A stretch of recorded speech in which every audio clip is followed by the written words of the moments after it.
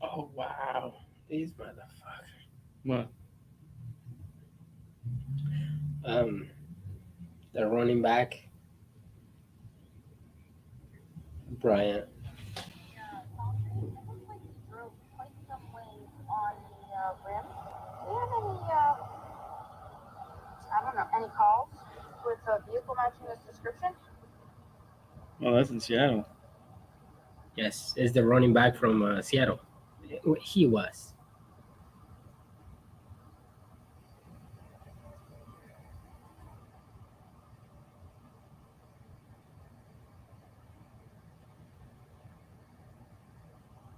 What's he doing? What are they doing? He's fucking drunk. Oh. Hmm.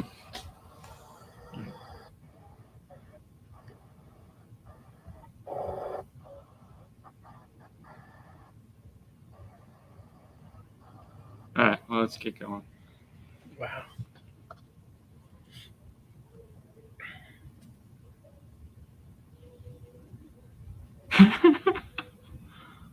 Mike's on. They heard you. Really? Yeah. Mike was on. Yeah. I'm sorry. That's okay.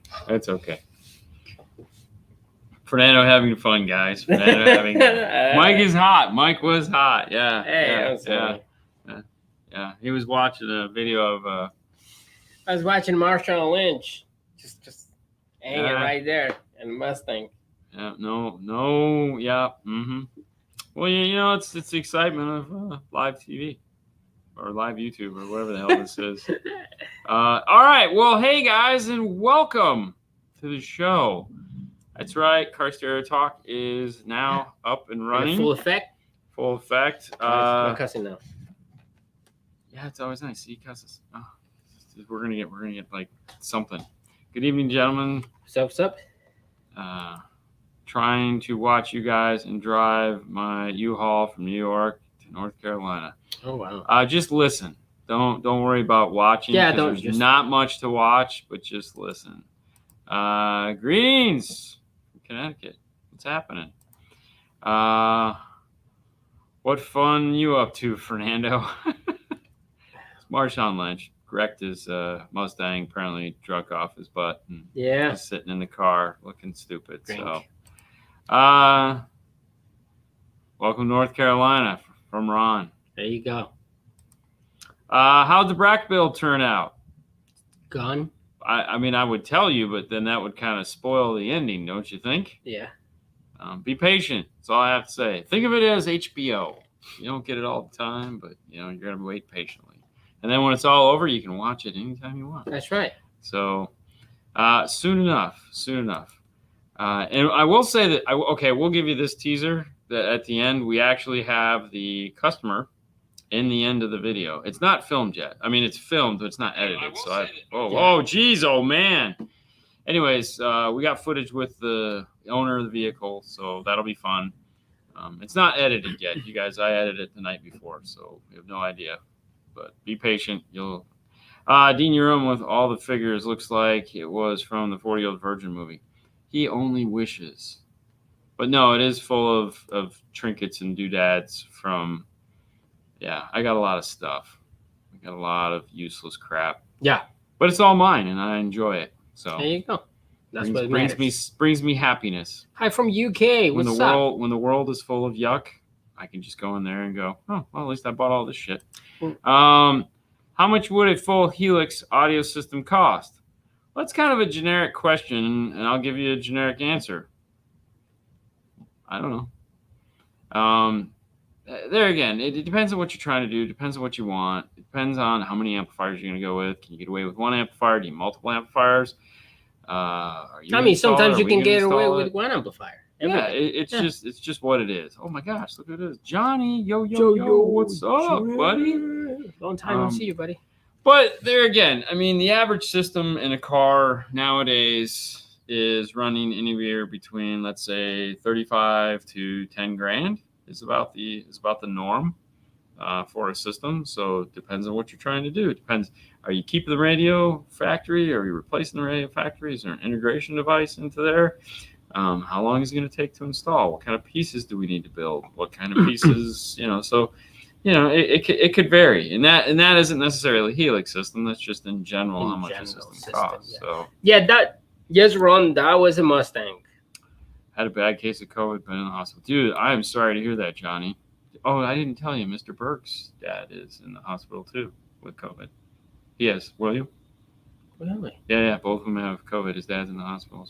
Told us Thursday night on the Hi-Fi show. Oh, it's kind of sad. Man. I know. Okay, moving on.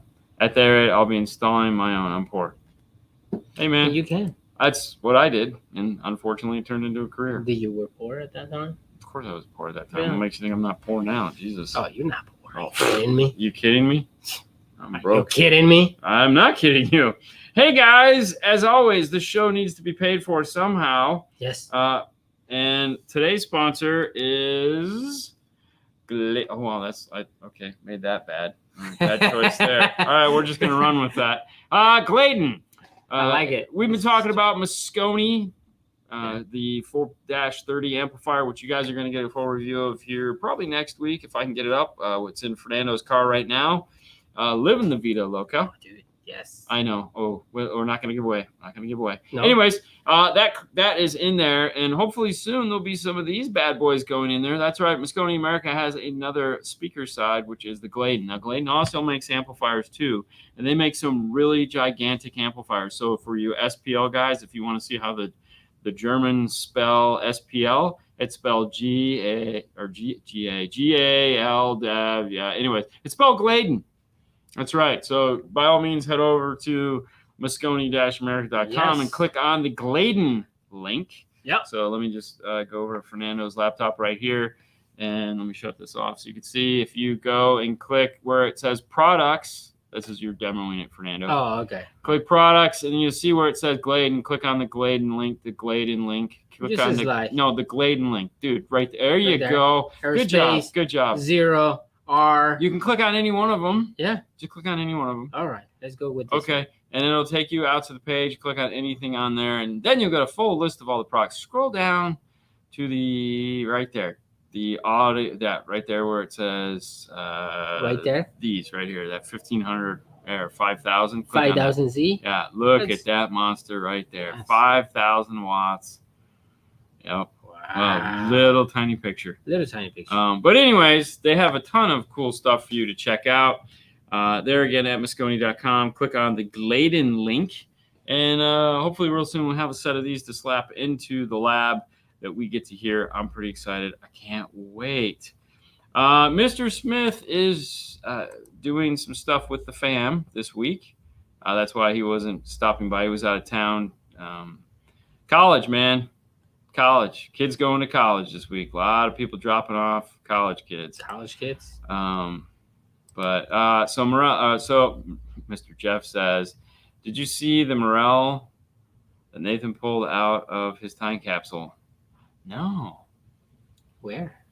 No, I have to check that out. But if there was something that is old and didn't get thrown away, it would probably be from Nathan. What's up, 25? If he doesn't throw anything away. He doesn't. Are you taking questions today? We are taking all the questions you can have. Today is a Q&A show, so if you have a question, let's queue them up. We'll start answering some of the questions you guys put towards us. Yeah. That's what we're here for today. But, of course, the shows have to be sponsored. Also, if you're interested, real quick, before I forget, because I put it on my laptop, if you're interested in seeing a great video on these speakers and, of course, the Moscone product, make sure you head over to the playlist, Cars That We Have Seen, and not that one, this right here. Let me turn this off. And you can look at the Mike Rojas Stinger full Glidden Moscone car demo. This guy right here, this car is really awesome. And I'll just scroll through it here. And there's Mike telling us all about his car. And then we get to take a look at it. But yes, go ahead and if you get time, peruse that. Yeah. It's a great example of some of the fun excitement that they make. Okay, going on. Where's my CDs, Jeff? Do we still have CDs? Hey, from Canada. All right. Any new ways to integrate in Civic 2020? Yeah. No. No, any new ways? No. Same way? Same way. Channel per channel? Yeah. Or lose your Bluetooth or your mic. Yeah. But no, still sucks. Sorry, Sorry. man. I know. If you had a choice of subwoofers between Kicker Comp R12s and American-based XD12s using a Kenwood 901.5, what would you use? Single sub and a ported box. I am not familiar with the XD12, so I don't know if I could answer this. I will say this. When we dynoed that amplifier, we got about 900 watts? Was it 900 watts? 800 watts? 800 or 900 watts out of that sub channel. So keep that in mind when choosing a subwoofer. That is a monster of a sub channel. So that's what I think I'd be looking at, is making sure that the subwoofer I picked had enough power handling capabilities for that beast of an amplifier. You might want to look at the Comp L7. Just saying, go crazy. Get Square. Square's louder. Have you heard about anybody getting the traffic ticket in Florida for the new law they passed? No. And I actually, no, not one. You got one? one of the guys that I, for some reason on Facebook, he got a ticket at the beach. The beach is where you get the ticket. Yeah. The beach is probably the only place you get the ticket. When I got my ticket back in the 90s, it was at the beach. And originally they passed this law the first time, was a noise ordinance, was because of the beach. The people that lived on the beach were complaining about noise. They passed this law. They also have all the money because they live on the beach. But no, I was laughing because today when I was walking back and forth several times, cars love to sit at the intersect. The light right outside of our store in front of Hooters and us is a very popular light, and loudspeaker cars love to just drive by. And I was just sitting there talking with the barbershop guys, and you could clear as day hear a car at the light, and I'm like, apparently they don't know about this thing, and nobody cares. So yeah. Oh, here's Mom. Mom's checking in. All right, hang on. Got this one. Hi guys, thinking of adding a 3-way to a Toyota SC300. Will 6.5-inch mid-bass work custom mounted in rear of door firing directly into side of my seat? I would not really want to do that. No. I think that would be a bad idea. The Volkswagen does that in the Jetta. And, it's the whole door. It has I'm just thinking of a car that's similar to that. It has a 6.5, 3, and a tweed, and this weird, array up the door. And there is a certain amount of joy that is lost with that mid-bass back that far. It's just really kind of, it will make sound. It will make sound, and it can be loud, but it's just because it's so far back, it's just kind of like, that kind of sucks. It kind of pulls the imaging back but if we're just looking for sound, then yeah, you can put a speaker anywhere. But at a 2015 Honda Pilot, how can I transfer video signal from my factory LCD to a Pioneer WT7600? So a lot of the times you're pretty much out of luck when it comes to doing something like that, because there is no conventional. Usually, it all depends. So it's one of those things where you have to figure out what type of communication is going on between, let's say, the factory DVD player and the overhead monitor. If it's an RGB connection, they used to make RGB adapters, NAV TV. That's really how they got started. That's why they were called NAV TVs, because NAV TV used to make RGB adapters that would allow you to take your navigation output to your screen and solder in an RGB, red, green, blue, or burgundy, cyan, and yellow, whatever, into that, and then you get a video output or input. So, doing something like that it just depends. You have to find out what kind of signal is there. Is it a standard coax 2-wire hookup, or is it an RGB? If it's a standard 2-wire, you're solder into it, but you're gonna have to have fun with that. Apparently, my wife doesn't know I have a show going on. You didn't tell her. Hold on. Let me just Hold on, let me do this husbandly duty thing. You know, 'cause... All right. Okay, moving on. Put that on vibrate. All right. Do you guys like the Kicker Q Class 10-inch subwoofer or the JL Audio 10W7 subwoofer? Wow, these are like really stretching out the old. What do you like better? Do you like French fries with ketchup or ketchup with French fries? I like French fries. You like Ketchup. French fries with ketchup? Yes. Yeah. You know, these are two amazing woofers, like hands down, two of the most like, oh my gosh, woofers ever created. And I assume when you say Q Class, you mean the square one, not the round one. Both of them are pretty badass, but I think personally the W7 is probably out of those two. I want to say the W7 would probably kick its butt. I think it would kick its butt. And there again, that's just purely hypothetical. I've done no testing to know, but I really love the way the Q Class sounds. Like I love doing a Q Class with like, this is kind of funny. I like doing the Q Class sub with the Rockford T750.1 micro, the little guy. Because it's like 900 watts, perfect for that woofer, and we can hide it somewhere, and it just puts out a shit ton of bass. And we're not a JL dealer, so I can't do that with the W7. But that W7 is very impressive. Very. And I think that would, that'd be good. Man, that would be a good fight. That would be a good fight. Either way, so if you go with one of those subwoofers, they're amazing. You need to get MB to build two boxes and let those two fight it out. That would be cool. Right. That would be really cool. You know. My daughter had a Pioneer head unit with a Maestro ER put in a 2019 Corolla. She's having some issues with the unit not powering up. I went to make sure that the RR was fully seated into the OBD2 port, but it was not plugged in there. How did the installer hook it up with the RR without using the OBD2 port? All right, this is a simple thing. First things first. An RR in a Toyota does not get its power from the OBD2. In a Toyota, there is still behind the radio a constant accessory and a ground. That is where it is getting its power. So the R, meaning you could unplug the RR2 and the radio would still work. Okay, the radio would still turn on. What the RR2 is giving you is everything else, such as reverse trigger, VSS. Now, in a Toyota, the data information is 3 wires.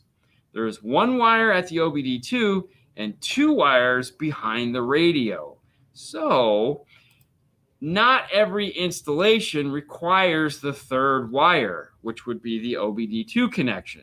So if you're having RR and you're still getting gauges and you're still getting tire pressure, that means that everything that it needs is coming over the 2-wire system that is located behind the dash and not the 3-wire system where 2 wires are behind the dash and 1 wire is at the OBD2. That's it. Now, if you'd like an installation guide for your particular Maestro, just to make sure that the installer did it correctly, you can go to maestro.com, type in your make, model, and year. This is the site right here. Type in make, model, and year.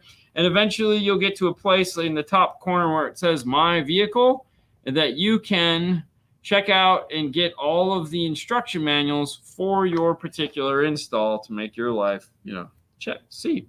So that's that. That's the answer to that question. Dean, I was super curious. What vehicle sounds better, the Arc Audio Cadillac or the Alpine F1 system? Those both systems look amazing. They do both look amazing. And they sound amazing. This is there again. You guys are like so. This is like Mike Tyson and Vander Holyfield. I'm gonna bite your ear off kind of fight going on here. I've spent a lot of time in Brian's car. Okay, a lot of time in Brian's car, like an obscene amount of time in Brian's car. And the things that I've heard Brian's car do are very impressive. And they're off the cuff, meaning he just says, hey, listen to this. And you're like, oh, Brian has been able to tune his car now. I think he might even be selling it at some point because it's just getting old. Mm-hmm. Okay. I mean, he's had it for a really long time. So, the Alpine car, it's still fairly new. So when we're talking like when I got to hear the Alpine car and Brian's car that had broken in, ready to go, living life, I'm going to pull Brian's car as the winner. However, the Alpine F1 car has now had half a year to break in and like really seed itself good, because like when we heard it, it wasn't broken in. It wasn't 100%. So I would love to go back to the F1 car now and sit in it, you know. And the ironic part is Brian put all new speakers in his car, so now they're not broken in. So I would assume I'd probably say the F1 would win now as opposed to Brian's car. But there again, they're two totally different animals. Two totally different animals that do two totally different things, and they're both amazing sounding cars. But yeah, I don't know. I think if I take the time when I listen to Brian's car and the time when I listen to the F1, Brian's car would probably win for DSP fulfillment, meaning just sound coming from everywhere it has to come through. Okay. Good luck. And, you know, let everyone stab me for that one. Currently, I have Focal Flax. Feel mid-bass is lacking at lower volumes. Thoughts on swapping 2 millihertz Pro 6.5's, got 100 watts RMS? I don't think it's your speakers that are the problem. No. What kind of radio do you have? Yeah. You know, what kind of DSP do you have? I don't think it's the speakers. If you have an aftermarket radio and it has loudness, try turning the loudness on. If you don't have an aftermarket radio with loudness, what kind of DSP do you have? And does it have dynamic EQ? Dynamic EQ is awesome. Dynamic EQ would solve this problem, because dynamic EQ will give you the ability to add a little bit of low-end impact to the music, and then as you turn the volume up, it levels itself out.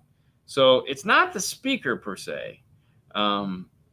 Plus, you know, you might want to, this is a crazy one, you might want to try turning the tweeters down if you have that option. Because a lot of the times when you're lacking one thing, you turn down the opposite thing. So if you're lacking mid-bass, turn the tweeters down.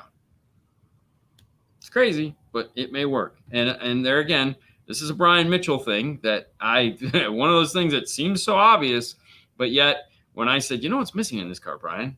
And I said, and he's like, what? I said, the bass impact, it's not right. So I figured he'd go to the bass and start adjusting the bass. Now he goes to the mid-range and starts lowering the mid-range. And I was like,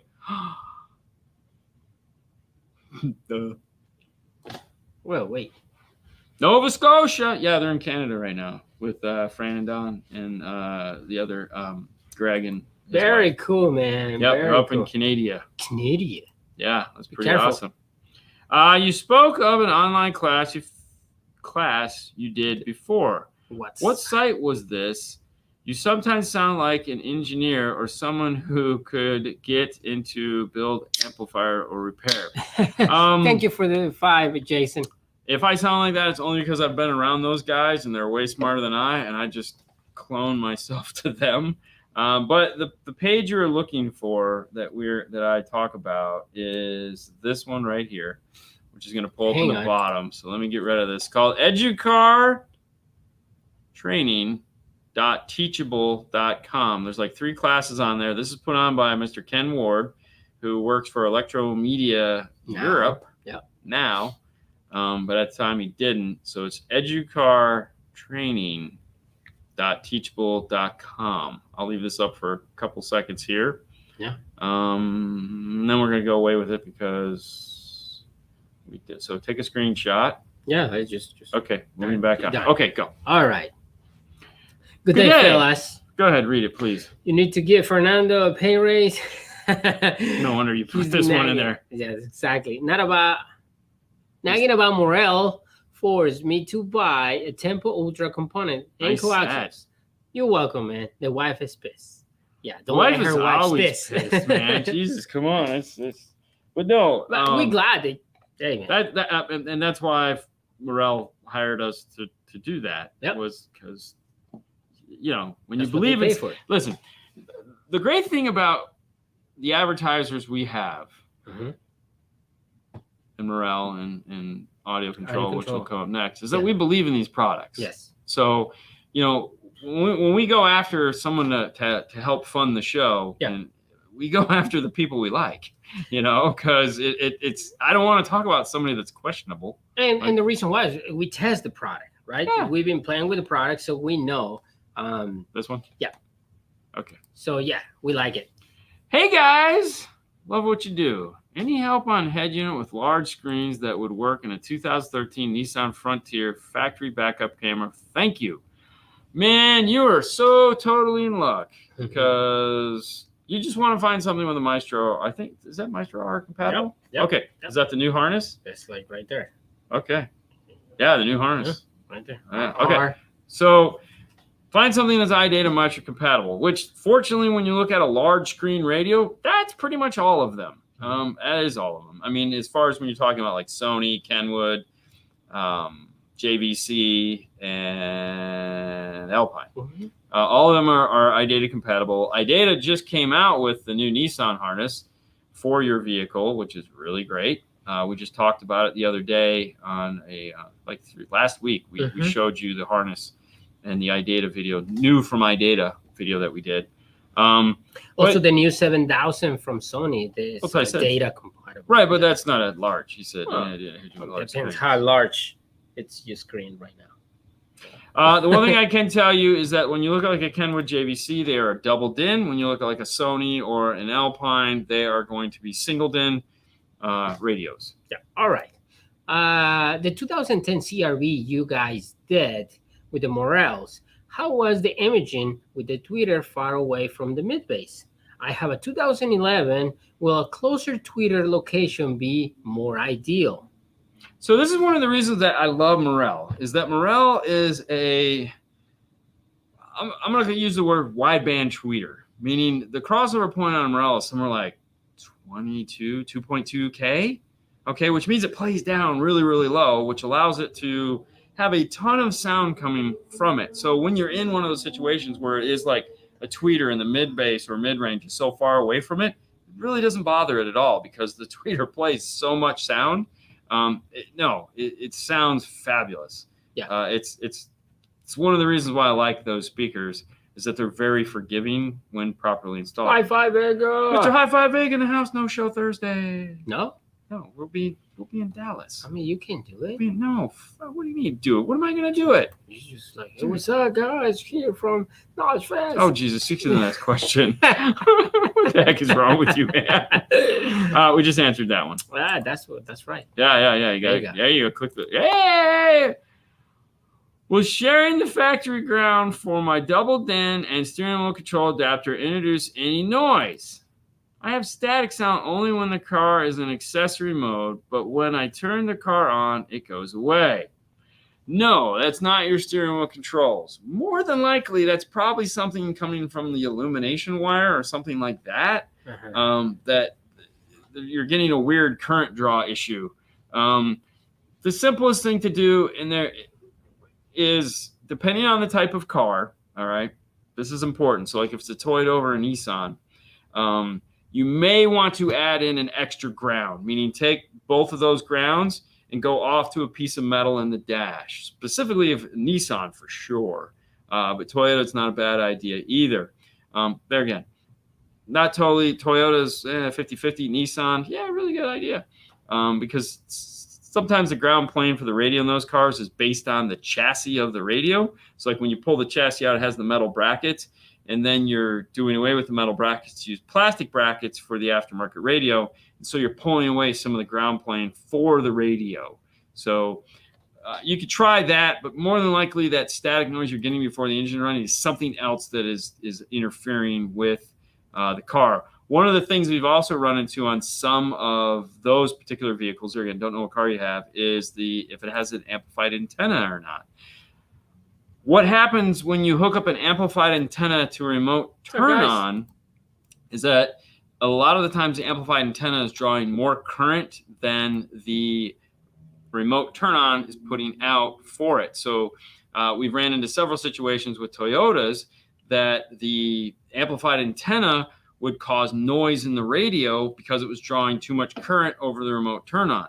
Simple solution for that is remove that blue wire and attach it to accessory.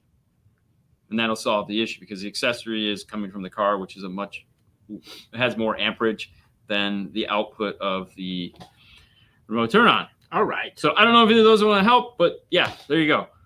What inexpensive, expensive, and DSP integrated AB amp would you recommend? 75 to 100 watts RMS. Oh, okay. So they said DSP and didn't DSP integrated. So that amp doesn't have DSP integrated. Okay. These guys right here, MosconiAmerica.com. They make an 8-channel DSP amplifier that is AB class that is 75 to 100 watts per channel. So it's in the black line. I think they have, that. Click on that. There should be an 8-channel version of that. So you look for that. But no, Mosconi makes that exactly what you're talking about. Now, if you're looking for something that's smaller and kind of affordable and you don't need more than, let's say, 5 channels of DSP, believe it or not, and there again, it's a little less power, but the Infinity makes their 4-channel DSP amplifier that is AB class also.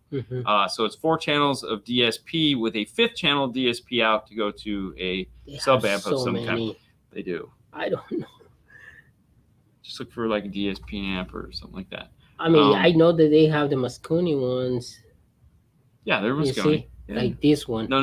Those are just DSP. Those aren't. It's black, just like that. DSP amplifier. No, it's okay. Anyways, they have one. Dig into their website. MosconiAmerica.com. You will find some over there. Yeah. Sorry, man.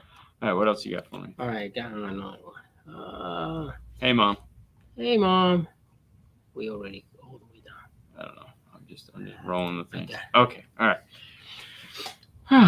I installed a JVC unit in my son's 2008 Buick LaCrosse. Oh, you're an angel. Jesus. I used the Pack Smart harness, but the steering wheel controls would not work, even after manually programming them. I even tried a second pack unit and had the same problem. Does that ever happen to you guys? Yeah, it does a lot. Well, not a lot, but it happens.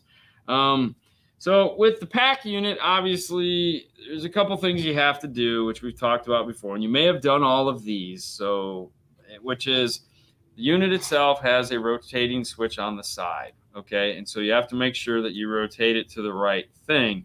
It's a JVC unit, so it's going to have the blue wire with the yellow stripe, which is going to match up with the JVC blue wire with the yellow stripe. Not to be confused with any other blue wire, because you have a blue-white wire and you have a blue wire. Okay, some people, you're probably not, but some people are colorblind, and they will get the white stripe and the yellow stripe messed up. I've seen it happen before. The other thing, too, is depending on which JVC radio you went with, it may need to program to other. Okay, because there again, some of the new JVC radios, like some of the new Kenwood radios, are not technically, they're buying them from somebody else and having their OS put on them to compete with some of these more inexpensive radio manufacturers that are destroying the audio industry slowly.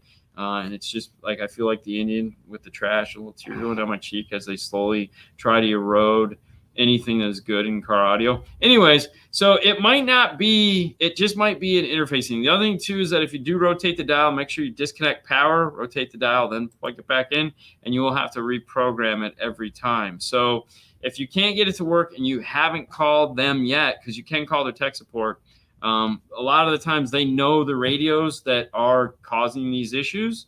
So I would definitely do that, because if you're getting response, like when you press the buttons here, if the little red light is turning on, that's a communication problem between the module and the radio. So it's probably just a matter of getting the dial to the right number. So yeah. All right, we got 2022 Ram. Yes. 1500 pack release, the Uconnect 5 harness. Thoughts on JL C3 600 component set, tweeters and dash. Where I had my 2020 or 3.5s and dash, and locate tweeters and sail panel. will be using the JL VXI DSP amplifiers. So here's my crazy question. Yes. All right, so follow me on this crazy train. I mean, not really, but yeah, okay. If you're buying a VXI amplifier, Yeah. why in the world would you buy C3s? I mean, because you just pay everything on the I get it. You just VXI, paid it that's off. I mean, because listen, I love JL like as much as the next guy, but man, they make so much better stuff than C3. Man, you got a brand new truck. Yes. I mean, the C3s are okay. No, they're entry level. They're straight up. You got this badass VXI DSP amplifier and some entry level speakers in this 2022. At least go with the C5s. You know, go with the C5s. Anything. Yeah, dude, you can do the Kenwood Exelons. Yeah, and they would destroy that. Just destroy it. Destroy the C3 components. C3s. Yeah, do the 3.5 in the top dash, 6.9 in the door. Okay, so now Exelons, components set tweeted in the dash. No, I do the 3.5 in the dash. I do a 3.5-inch coaxial in the dash with the 6x9 mid bass in the door, 6.5-inch mid bass in the door. I don't.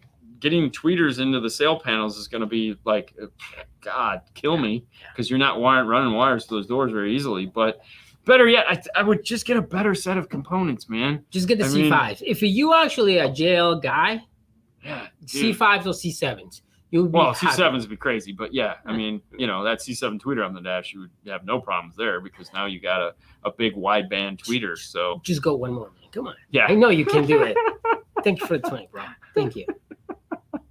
Just go and screw you guys. Give me my 20 back. You guys suck. Fernando, I forgot. What's the Morel website again? Hi guys. Welcome to the show. No, all right. So let me put it right here. And hide this one for a second. It's morelhifi.com. That's it. morelhifi.com. You can go find it. No, you don't have to put that one back up. It's time for the next. Actually, we're way over. All right. So I was going to say, can we pull the picture back up? Dude, one guy doing everything. Whatever. One guy doing everything. Are you kidding me? Come on. Hey, guys, have you ever heard of this company here before? It's called Audio Control. Audio Control is a proud sponsor, is our oldest sponsor. And, hey. Very proud. Very proud. This weekend, or this coming up weekend, meaning not tomorrow, but, geez, I think it's making noise. Remember we used to do that with the cages? Mm-hmm. God, that was so much fun. Everyone just got so much hate. Out. Anyways, this weekend at Knowledge Fest, your boy here, Fernando, is going to be doing an audio control training in Spanish for all of the Latin-speaking community. That's right. And thank you, Audio Control, for giving us the opportunity to play with their products and continue to talk about them. If you're interested in amazing car audio as well as home audio, that's right, Audio Control makes home audio. Check out audiocontrol.com, and thank you for being a sponsor of the show. That is right. All right, we got this one. Focal Flax or Hertz question. The Kenwood 9019. Focal Flax to Hertz question. Yeah, whatever. Tweeter set is -3 on crossover. No EQ boost on high frequency. Tried everything. Loudness boost, sub. Too much, and when rolls off as volume increases, no bass. Okay. Focal Flax to Hertz question. Okay, what am I missing here? Okay. Focal Flax to Hertz question. Kenwood DDX. Tweeter So that's the radio that has. Tweeter set the -3 on crossover. No EQ boost on high frequency. Okay. I get it. Okay. This is the question about he has a Focal Flax. It doesn't have a lot of mid bass. Okay. So he's planning on switching to the Hertz. Oh, okay. So okay. The tweeter, it's a -3 on the crossover. No EQ boost. No high frequency. Why he's not getting enough mid bass? Loudness. Well, there again. Okay, so I mean, there's a lot of things that cause a problem mid bass. Okay, so I mean, so what he's basically telling us here is that he's turned the tweeters down. So we got the tweeters down. So now, and there again, there can be multiple things that cause this problem. Now we have to look at the doors themselves and figure out, all right, what is the problem in the door? Polarity issue between the two? Anything's possible. If we have one speaker out of polarity with the other speaker, we're definitely losing mid bass. If we have the polarity between the subwoofer and the mid bass backwards, then we're also going to lose mid bass also because the subwoofer will cause the mid bass and it'll make it sound you'll lose bass that Yeah. way. So try turning the subwoofer down and see if mid bass comes back. If it does, or if it doesn't, try flipping the polarity on either the mid bass in the door or the subwoofer in the trunk.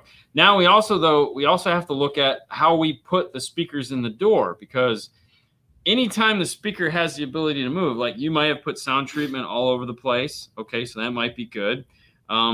But is there a big pocket of air somehow that's getting into the speakers? Do you have fast rings or some way to couple the speaker with the door panel? There again, just trying to give you ideas that could cause you to lose mid bass, because we know the speaker will put out tons of mid bass.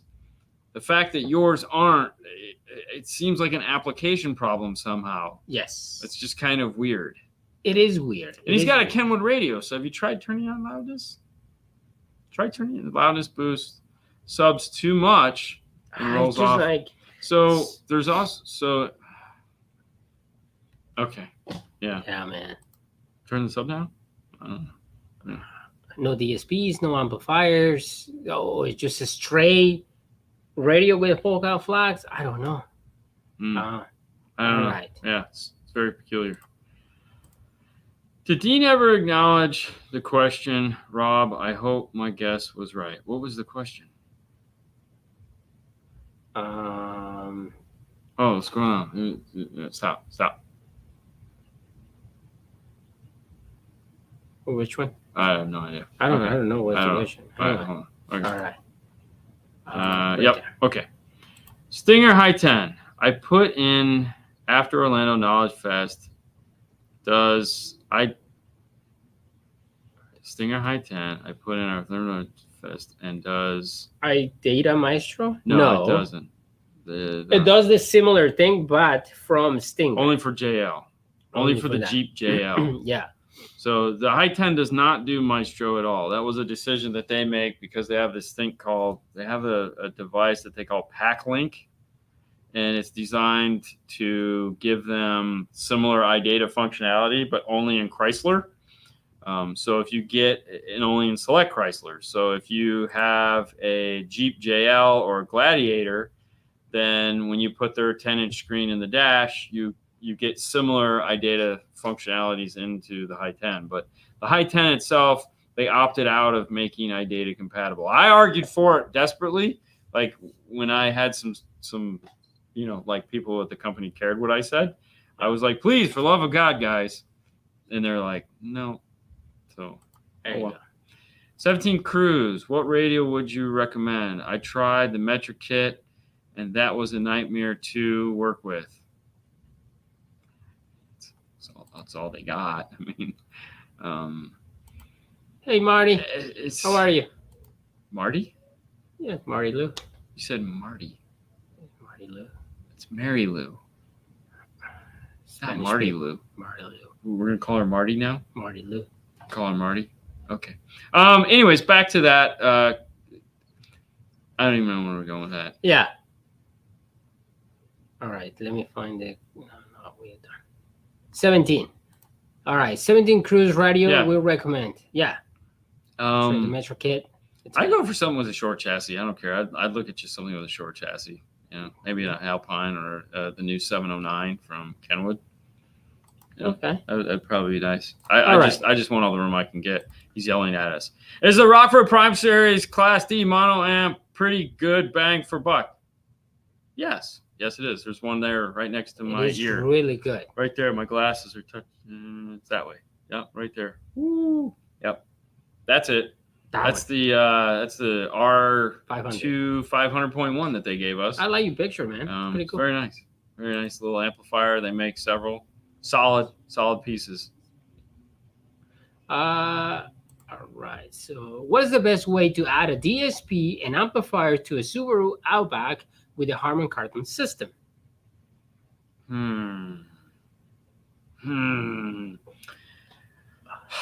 Well, okay, so the Harman Kardon system is not the funnest thing to deal with, for sure. Plus, you also have to decide on whether or not you're keeping the Blue Link working. Because, yeah, does iData have a solution for that yet? I don't remember. Subaru. I don't even know what year is it. So, because I mean, we did the one in the for Brett, where we put the But we keep everything. yeah, but I mean we went with the Audison system in that. Yeah. We used the Prima 8.9 in that because we could just go all channel for channel. So in a so I guess to answer the question, so to speak, in a way that is somewhat generic, but also how we approach the situation. First thing we do is obviously we check to see if there's some form of integration, either from PAC, from iData, Maestro, from Nav TV. We see if there's some form of interface that we can interface with the radio. If there's nothing along those lines, then the next step is to find out how many channels are we actually going to be dealing with here? Meaning, do we need all the channels? Because there's like a center channel, a tweeter, mid-bass, tweeters in the rear. So at that point, we grab an RTA and we figure out what each speaker is playing, what needs to play for, let's say, lane departure, backup sensors, forward collision. So there's more than just sound that's happening in these cars. So we have to figure that out. Once we figure that out, we know how many channels we need to keep, then we kind of go on the hunt for what equipment is going to work best for retaining that. So, for example, if there's 8 channels in the car that we need to retain, then we need to find something that has 8 channels of input. So like Helix has 8 channels of input built into an amplifier. Audio Control has the DM810, which is a DSP with 8 channels of input and 10 channels of output. So it's a matter of figuring these things out. So that's kind of where we fall when there's something that like we don't have an answer for. We start that way. Okay. Yeah. What do you use to mount the P310 in the back of an SUV? Also, if anyone's looking for something to cover the power plug when the box is removed, I have used Anderson plugs dust covers. For a cover. Okay. Okay. I mean, I don't think we've ever had anyone ask. No. I mean, it's just amazing. And what we use to mount the P312, sometimes we put brackets. You know, we tell the customer this is what we have to do, and we'll make plastic. We'll make a plastic strip in the floor. You know, we'll cut some plastic and screw it up through the floor mat, and that'll hold it from sliding. Some people don't want us to mount them because the whole purpose of it is it's removable. In which case they'll take the Velcro and they'll use the Velcro themselves. Because a lot of people so when we do that, we make a whole umbilical cord for it. So it's a 1-inch piece of braided loom that will go as long as it needs to, and then it has all the plugs on the end. So you usually just unplug it and you can set it in the side. But yeah, when those guys, a lot of our customers are taking those things out. That's kind of the sell on that one. Yeah. How does JVC double din sound? Looking at the JVC V300 350 BT. That's JVC. That's JVC. Yeah. I mean, they have the K2 power, I think. Yeah. Yeah. Yeah. Magic button. Magic button, man. Oh, wow. They don't make C5s anymore. I didn't know that. Oh, they still make something better than a C3. That would be a C7, and that's expensive. All right, we'll go somebody else. Either way. Yeah. Yeah. Hope I answered the question. What would you recommend for a sub that hits hard and box that's a trunk space saver? Automobile? Well, I was going to say L7Ts. Okay. L7Ts are great. L7Ts. Yes. I mean, you get L17, a wedge box, man, and just sealed. You know, if you're looking for something like that, automobile, yeah, they make the small sub, but we use a lot of L7Ts for that. Yes. Click on that. Yeah. This one? Yeah. Fellas, who else will be able to compete with the Alpine F1 gear? Nobody. Nobody makes anything like the Alpine F1 gear. Nobody. If you saw the video that Brownie sat in the car and did with me, when he explained all that stuff, and you were just kind of like, oh, wow, there is nobody on the face of the earth that's going to make anything like that for car audio ever. It's not going to happen. It's just not going to happen. Okay, well, so every time I bring this up though with the elitists, they all get pissy with me because they're all like, oh, it's like, no, you're missing the point.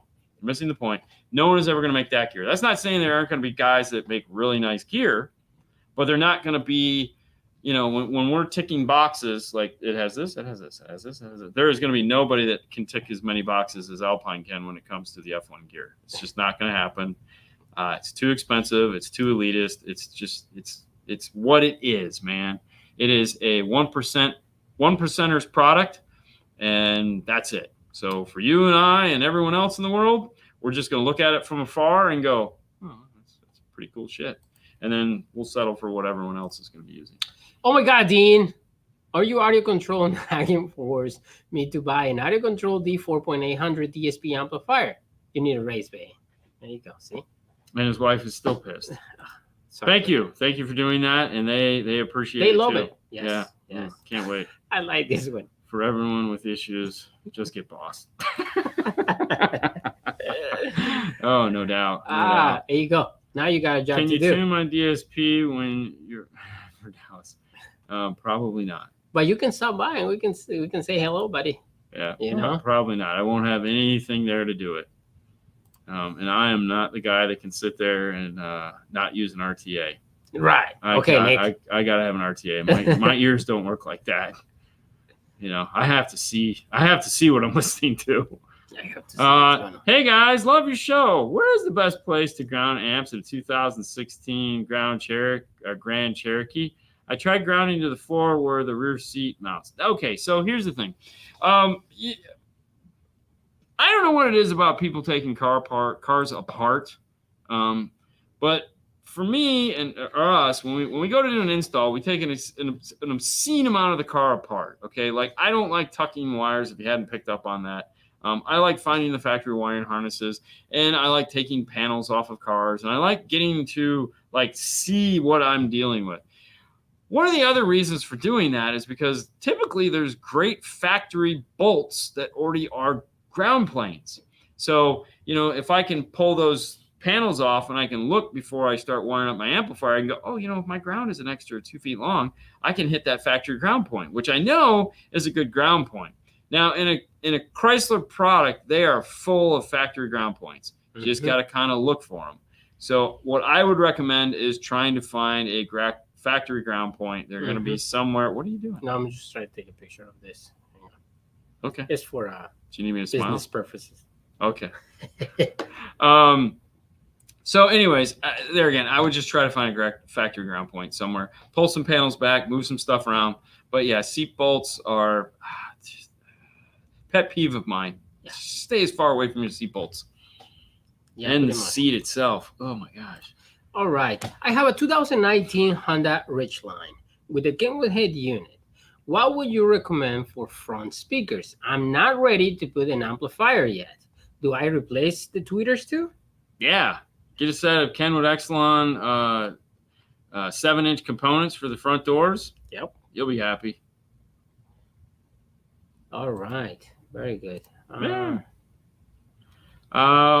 When can I find some butt connectors, preferably nylon, and electrical terminals and loom and stuff for cheap? What the hell do I know, man? Amazon? This stuff cost me everything, man. Amazon. I mean, yeah. Hey. Listen, you have 2 places. There's 3 places you can buy stuff in the world. Reality is you have Amazon, you have eBay, and you have Alibaba or Aldi. That's it. Those are the 3 places they're going to sell stuff. Everything else you're going to have to search for. If there's a place out there that sells stuff cheap, pretty awesome. I like that one. You should have had 2 more packages arrive this past Monday. Yeah, we did, Bob. Yeah, all. He's just been out of town, so he's going to come in next week. Dave, done factory. Have you done factory integration at Kia Telluride? If so, what did you use? No, we haven't. I think we just add a subwoofer. Yeah, we just nothing spectacular. No. There again, iData just came out with a bunch of stuff for those cars. I don't know if your car was included in that. Maybe check iData and see if they make any form of integration into that car.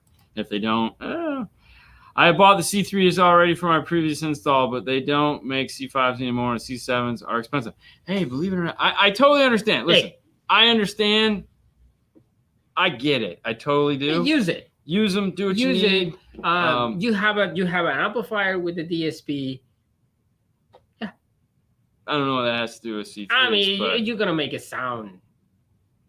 you got them. Yeah. I mean, or buy new ones. Focal. Just save the money. Get the C5s later, man. They don't make C5s anymore. That's I what mean, I'm I'm telling you. sorry. Hey, Come on, man. Pay C7, attention. C7. Pay attention. Alright. Pay attention. Come we on. have to drawer. There you go. Thank you, buddy. I know it's so hard. I know the advantage goes to running speakers active through crossovers instead of passive, but do you lose a lot using passive crossovers? Do they cut the power to the speakers? Okay, this is one of those things that can drive people absolutely mad, and they will argue this thing till the end of the world. You're fine. Okay, you're fine. I always look at it like this. My answer to this is, hey, did you ever hear those $25,000 home speakers? And they'll look at you and go, no. I says, you know what they have in them? What? They have passive crossovers in them. They're $25,000. They cost more than your car. Okay, do you think those things suck? Now, there are levels of passive crossovers that are better than others. So when you get into a higher end set of speakers, the passive crossover networks do get more extensive. But there's benefits to passive and there's benefits to active. And no, you really don't lose, oh my gosh, like I just lost 100 watts. No, it's nothing like that, okay? People get all worked up over this. We do both all the time, interchangeably. And I got to be honest with you, it's sometimes, we went active. The advantages of active are in the setup more so than worrying about whether it's passive or active. Yeah. So that to me is how I always look at it. It's all the advantages of setup. When I can go active, I can have full control over every speaker in the car. That's what I'm looking at. If I can't do that, I don't care if it's passive or not. I just do the best that I can. If you caught Instagram this week, you saw that we had a Mustang in here. We went with the Morel three-way set. It was passive. It sounded wonderful with a DSP on it. It was so cool, so good. And you know what? That's the last question for tonight. Fernando's queuing me up, telling me it's time to wrap this show up. So before we go, right over there behind Fernando, that guy right there, we're giving that away. That's right. It's going to go to somebody here real soon. We're going to draw it Friday or Saturday. But you have until the 24th. So what we need is you need to go to Ground Zero, USA.com and Ground Zero USA Instagram page. You need to click on the links, send us screenshots. If you like an explanation on how to do that, go to the video before this one on YouTube, and we spelled it all out for you. It's really simple. DNF Tool Drawer is a place. You're going to send us those 2 screenshots after you've followed and subscribed to the email list. That's it. And if, you have till the 24th at midnight, 1 entry per email. That's it. That's all you got to do. What is this one? Is there a limit in length, solid run, ground wire from an amp? Ground? No, what they're talking about is, so the big misconception is if I run my ground wire has to be 18 inches and my ground wire can't be any more than 3 feet, blah, blah, blah, blah. No, okay. A 4-gauge ground and a 4-gauge power doesn't matter. Doesn't matter the length of them. For example, the new Fords that are aluminum, we run an equal length of power. We run an equal length of ground. If you have a boat, there is no ground plane in a boat, so you run an equal length of power to ground. Yep. So what they're trying to do is when they say keep the ground wire short is that you're trying to get to the ground plane of your car, which is supposedly a bigger ground plane, but in some of the newer cars it's not.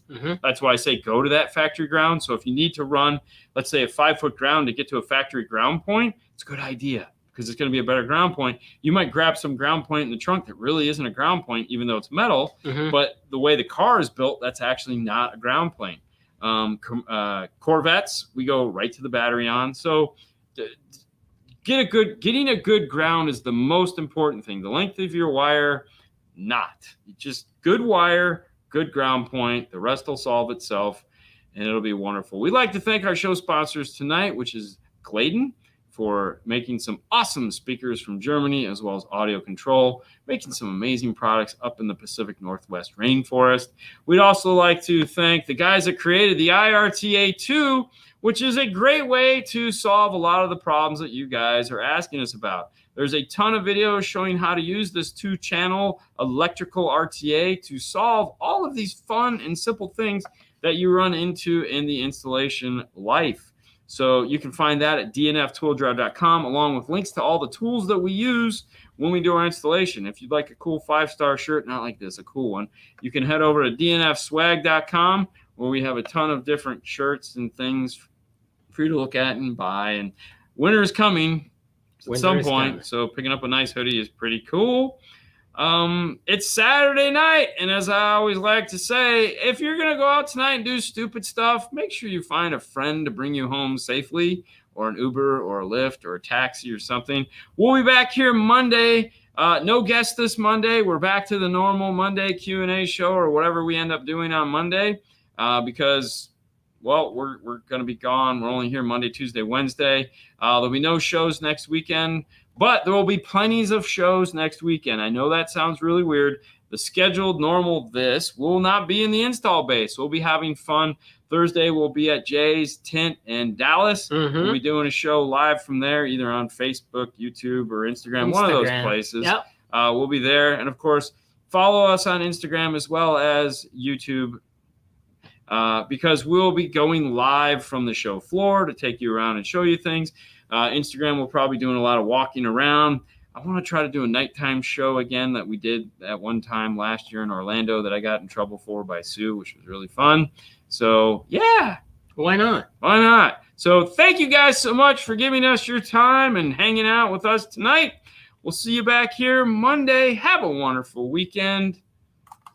Deuces. Bye, guys. Let's just do that.